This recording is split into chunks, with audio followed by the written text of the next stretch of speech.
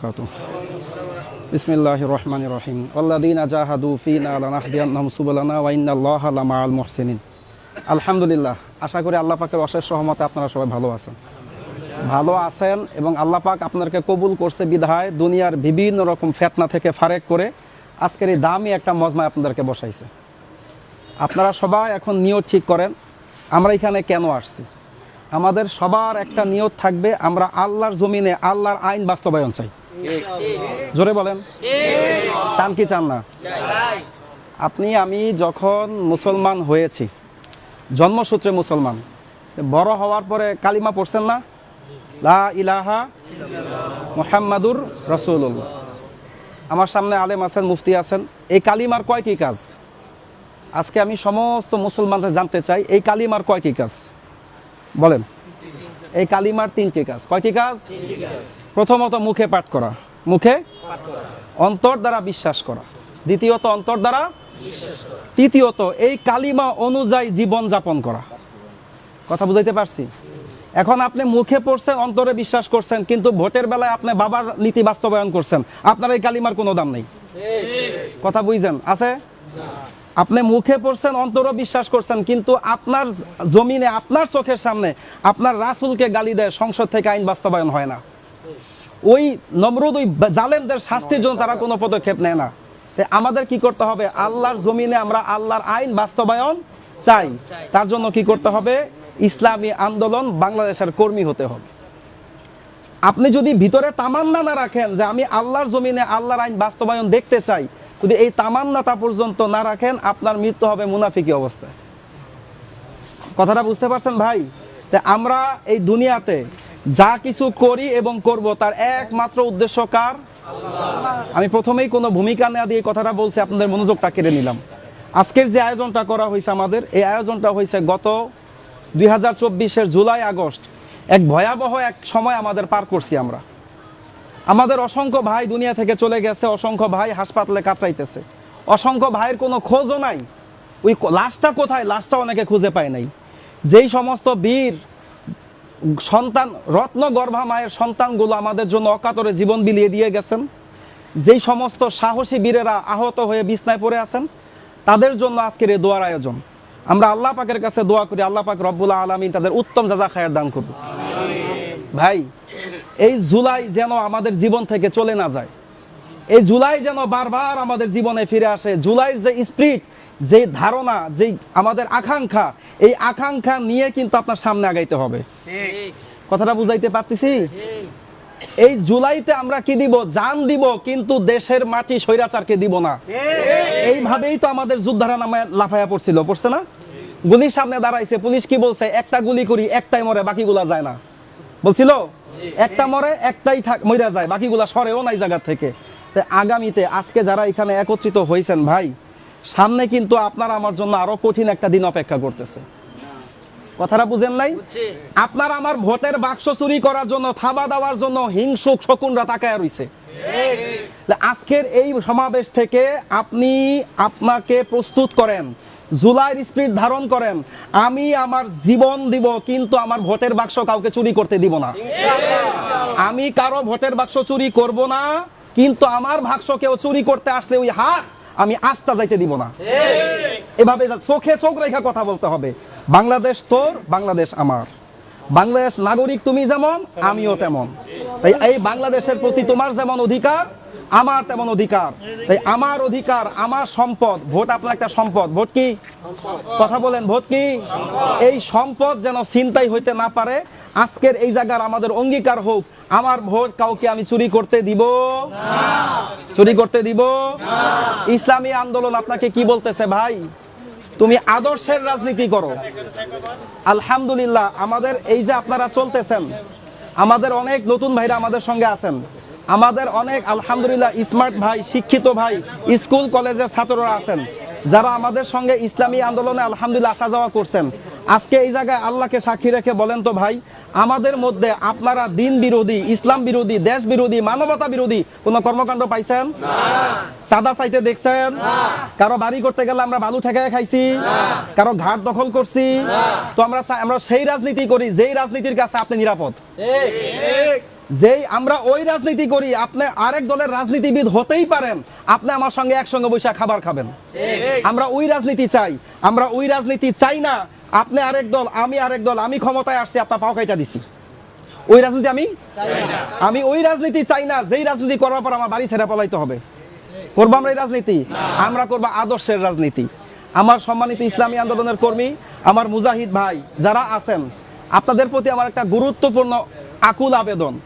আলহামদুলিল্লাহ আমরা এখন ইদানিং দেখতেছি আমার অনেক ভাইরা ফেসবুক চালান, ফেসবুকের মাঝে অনেকের সঙ্গে তর্কে বিতর্কে লিপ্ত হন অন্য অন্য দলের ভাইদের সাথে। এই তোরা চাঁদাবাজ, তোরা অমুক তমুক। ভাই, আমাদের মুরব্বী, আমাদের শায়েকরা আছে, বলতেছে না? তারা প্রতিবাদ করতেছে না? আলহামদুলিল্লাহ আমরা কর্মী হিসাবে কেন্দ্রের নির্দেশনা অনুযায়ী কাজ করব। আমাদেরকে তো বল নাই তাদেরকে অপমান করতে, বলছে? ভাই, আল্লাহ যদি চায় আপনার আদর্শ দেখে, আপনার আখলাক দেখে একটা চাঁদাবাজ ও পাগড়িওয়ালা হইতে পারে। আপনার কাজ তার সামনে আদর্শকে ফুটাইয়া তুলেন, আপনার কাজ তার সামনে আপনার পাগড়িওয়ালা নামাজকে ফুটাইয়া তুলেন, আপনার কাজ আপনি তার সামনে সকাল বিকাল জিকিরকে ফুটাইয়া তুলেন, আপনার কাজ তাকে ডাইকে আপনি হালকায় নিয়ে যান। হেদায়েত দেনওয়ালা মালিক আল্লাহ, দিতে পারে না? আমাদের কালু ডাকাত চরমনাইতে বিশাল বড় ডাকাত ছিল, আলহামদুলিল্লাহ এখন চোখ দিয়ে টপ টপ করে পানি পড়া, হাতে আর কান্দে। আল্লাহ হেদায়েত দিছে না? হযরত ওমর আল্লাহ রাসূলকে কতল করতে গেছে, গলা ফালাইতে গেছে, ওইখানে আল্লাহ তাকে হেদায়েত দিয়ে লাস্টে কি কইছে? বিশ্বজাহানের মুসলমানের আমির বানায়া দিছে। আল্লাহ পারে না? তা আপনার আমার কাজ কি ভাই? আদর্শকে ফুটাইয়া তোলা। এই আদর্শ দেখে বহুত কাফের মুসলমান হইছে না? হযরত আলী রাদিয়াল্লাহু তাআলা আনহুর সাথে কাফের যুদ্ধে লিপ্ত, এমত অবস্থায় হযরত আলী কাফেরকে নিচে ফেলাইয়া দিছে, জবাই করে দিবে। এই মুহূর্তে ওই কাফের বলতেছে মরেই তো যাব, মরার আগে অন্তত মনকে সান্ত্বনা দেই, একটা কাফের একটা মুসলমানের মুখে স্যাপ মেরে থুইয়া যাই।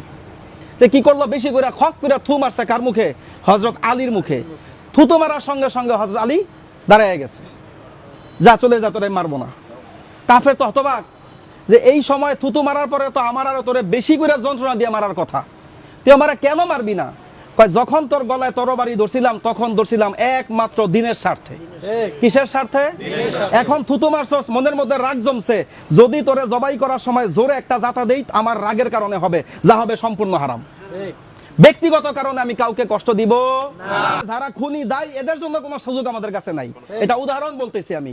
এমনও দেখতেছি আলহামদুলিল্লাহ আমাদের চরমনাইতে আমাদের কেন্দ্রীয় অফিসে বিএনপি নেতারা যায় নাই, আমাদের শায়েখের সঙ্গে দোয়া নিয়ে আসে নাই। আরে ভাই, আপনি আপনাকে গড়ে তোলেন। আপনার শায়েখ আমার শায়েখ বলছে আমরা কারো কাছে যাব না, দুনিয়ার কারো পাও ছাড়তে আমরা যাব না, প্রয়োজনে তারা আমাদের কাছে আসবে।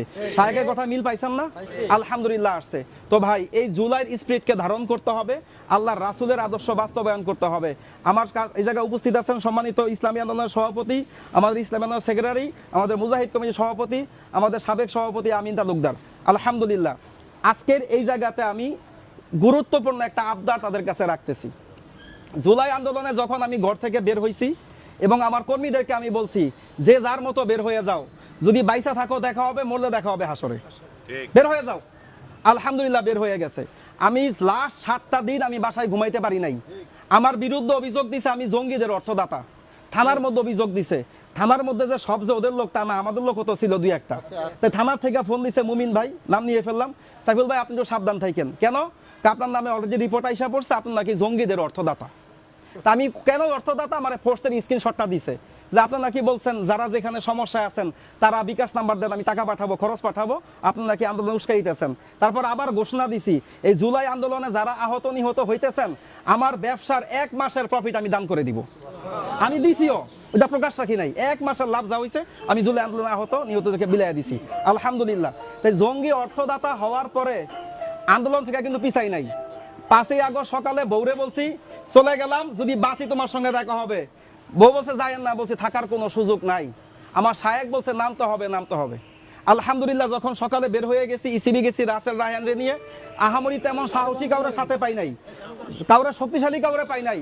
কিন্তু আজকে এই জায়গায় আমি গর্বের সহিত বলতে চাই যে আমার সাথে যখন ইসিবি গেছি দেখা হয়েছে আমার এই অটোওয়ালা হারুন, এখান থেকে আমার নিয়ে গেছে ইসিবি পর্যন্ত।